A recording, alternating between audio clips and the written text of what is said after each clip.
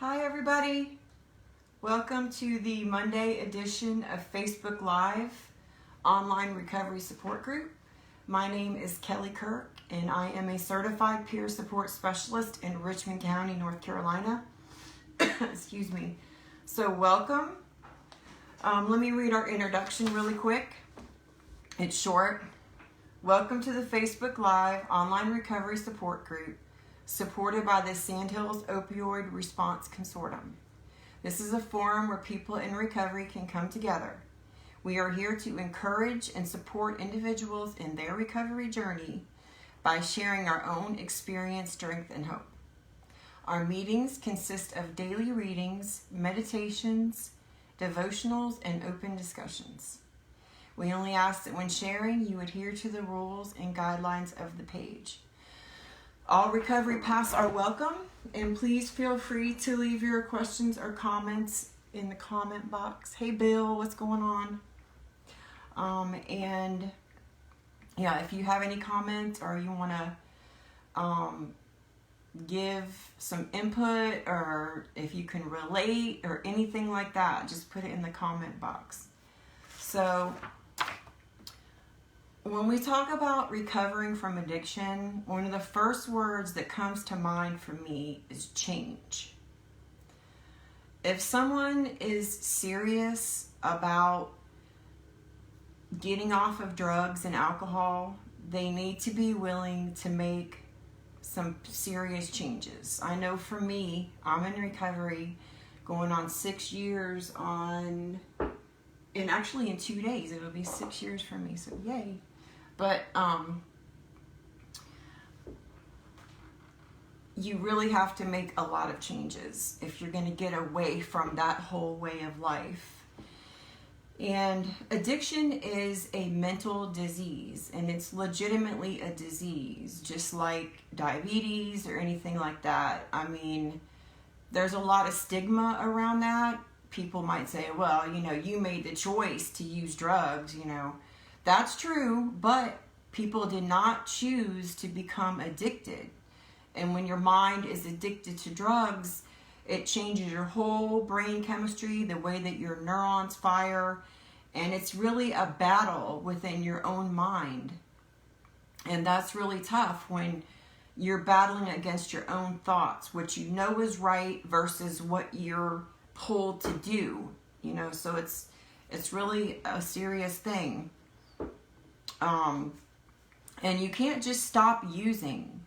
You have to change, your surroundings, your routines, the places that you go, and most importantly, you have to change the way that you think about yourself, others, and just situations, and the way that you handle yourself. You really have to take the time to examine the way that you reason and the kinds of decisions you make, and it's a lot, but the journey of change for people in recovery is filled with ups and downs, and it does require a leap of faith. And the importance of change in recovery is really important, because when people decide to give up an addiction, they're basically agreeing to make a major life-altering change, and that can be really scary. Forming new habits to replace the old habits. They say it takes 21 days to make a habit, and so it takes 21 days to break a habit.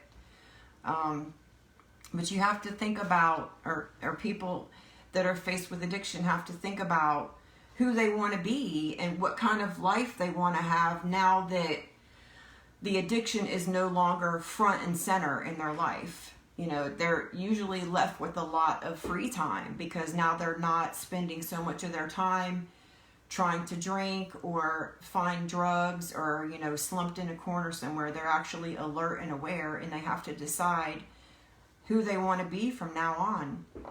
So I wanted to talk today about change and about the way we handle changes in life. And that's just not for people in recovery. I'm just talking about changes in general. like the old saying goes, by changing nothing, nothing changes. And even though change can be difficult, many times it's also for the best.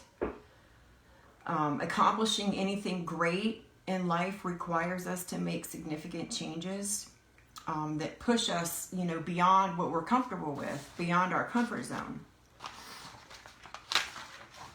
And sometimes the only way to improve our lives is by forcing ourselves to make difficult changes.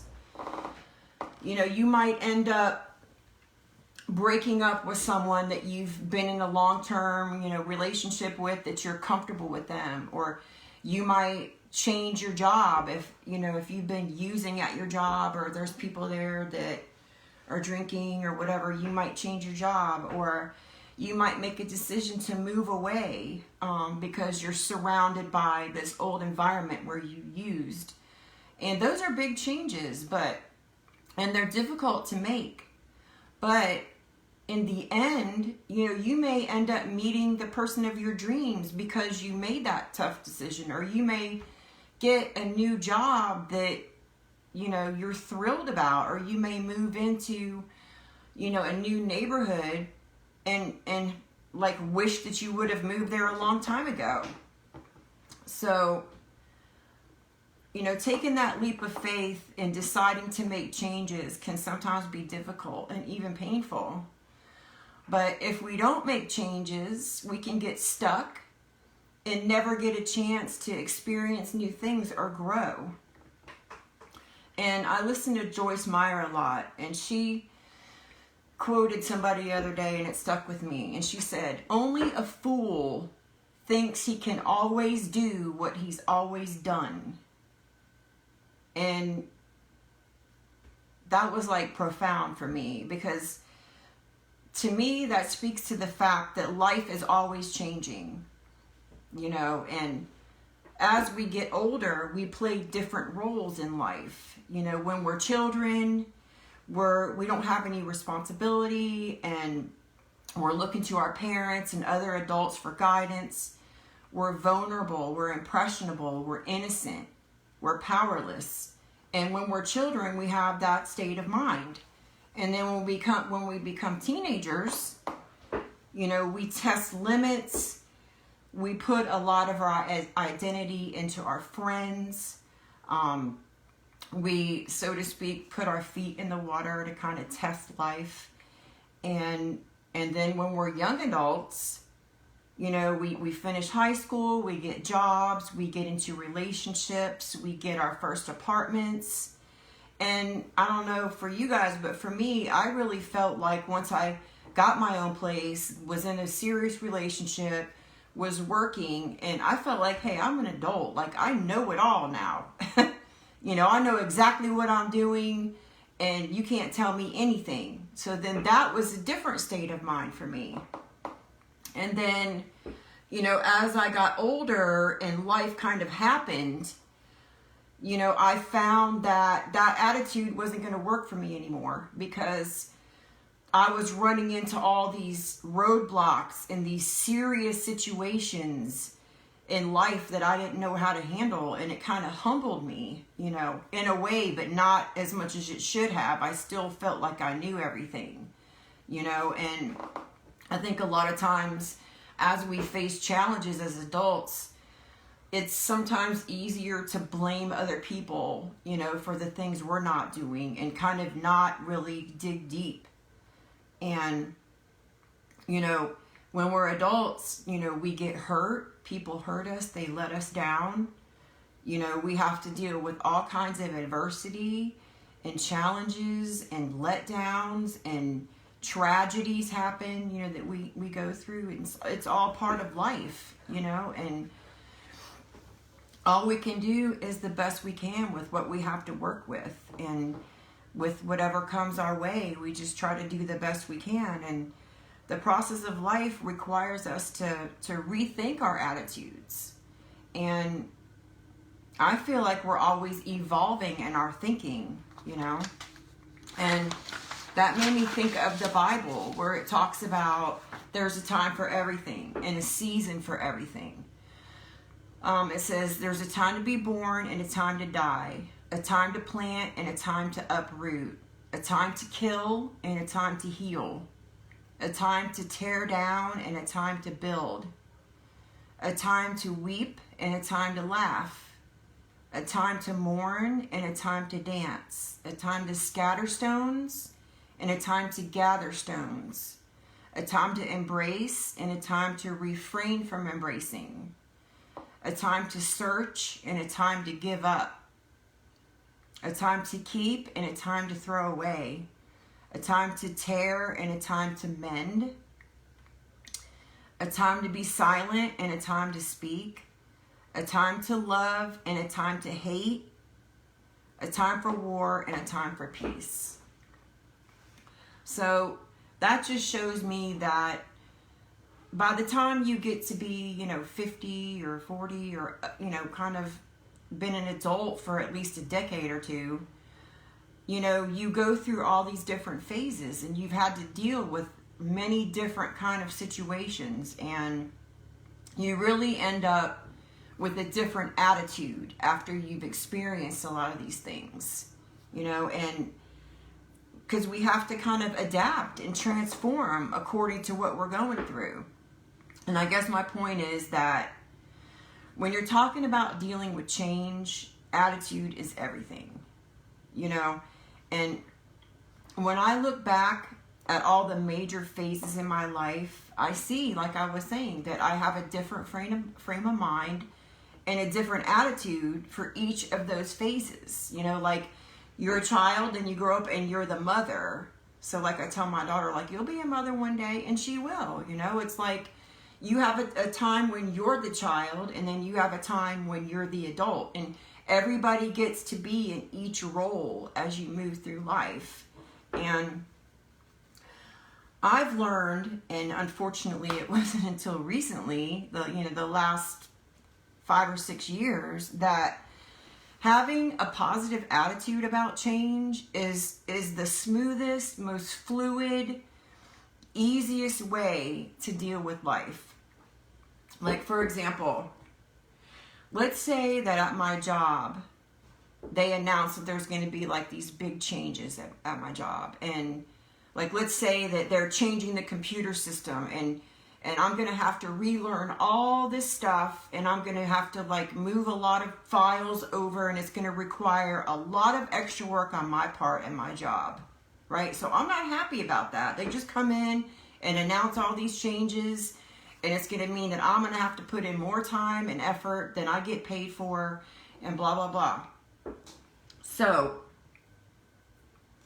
those changes are going to affect me in the way I do my job, right? So I'm at a crossroads right then, because I can either, number one, resist that change and be bitter and resentful and huff and puff about it, because I don't want to have to do that and be angry, and everyone's going to know that I'm not pleased, right, about these big changes. Or two, I can say to myself, okay, they're making these changes, right? Okay, well, if this is going to be the way it is, I might as well just accept it, right? I mean, just deal with it, accept it, and let me choose to look at this as a challenge. And as a matter of fact, I'm going to go in early tomorrow so that I can get a jump on this. So my attitude there is my choice, and so is the way I choose to look at that situation. And the way that I used to be is whatever my default attitude was, I was going to go with that. I was going to be mad. I was going to, maybe say something to my supervisor, make some comments, and have there be some tension for a couple weeks because I ran my mouth. And it used to cause me these kind of things where I would just use my default attitude of not wanting to have to do any extra work. That would cause me a bunch of unnecessary grief and problems. But, I now know that I can choose how I react to things. And I can decide what my attitude is going to be depending on the situation I'm facing. And I really appreciate that. And I think that realizing that I don't have to believe the thoughts that come into my head, I can stop and make decisions about how I react to things, was like a big thing for me. But I still have to make an effort to stop and think, how am I going to handle this and why? And what happens if I handle it this way? Let's think about it down the road. And what happens if I handle it the opposite way? So, in life, there's one thing that never changes, and that's change. And, just when you think you've got your routine down and everything's smooth and, you go to work, come home, watch TV, go to bed, or whatever your routine is, you can pretty much count that something unexpected is going to come up, and it's just going to present itself, whether it's going to be a relative of mine dies, or all of a sudden, I don't have any money for some reason. It's always something with life. And I know that that's the way it is because it's always been that way for me. And it's almost like, one thing after another almost. And I already know because of that in the future, I'm going to be facing a lot of challenges. Now, do I know what those challenges are right now? No, and I won't know until they come along. But I know that they will be coming along. And it's not whether or not they come along. It's more like, when are they going to come along? So, and you can't prepare for those things. But you can prepare your attitude, and you can just say, whenever these things come along, I'm going to handle it the best way I know how. I'm going to put some thought into it. And there's this saying that I also like. It says, change your thinking, change your life. And I feel like all you can do in life is just know that changes and challenges are coming, and try to keep a positive attitude and be ready to face life as it comes at you.